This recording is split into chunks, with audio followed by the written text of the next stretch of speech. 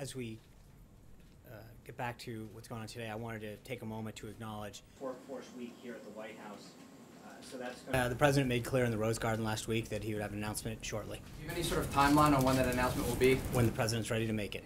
What role did Attorney General Jeff Sessions play in the firing of James Comey?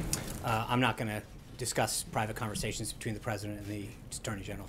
Blake. What does the President think about the fact that Sessions will be testifying tomorrow and, according to the Department of Justice, wanted to testify in an open session rather than a closed classified session? I think the President's been clear last week in the Rose Garden that he believes that the sooner we can get this addressed and dealt with, that there's been no collusion. He wants this to get investigated as soon as possible and be done with it so he can continue with the business of the American people. Laws in the U.S. Code that allows the President to do whatever he has to.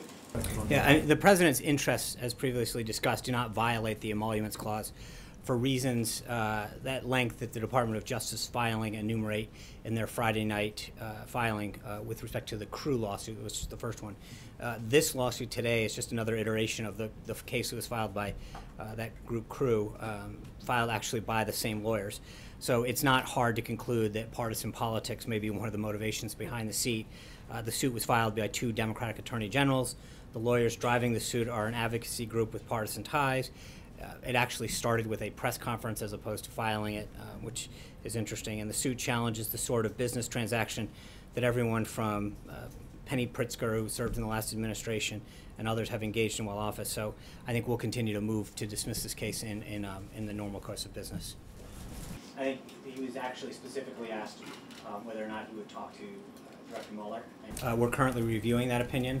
I think we can all attest that these are very dangerous times, and we need every available tool at our disposal to prevent terrorists from entering the United States and committing acts of bloodshed and violence.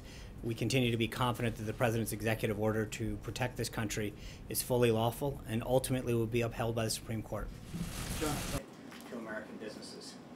Tomorrow, the Vice President will be speaking at the Department of Health and Human Services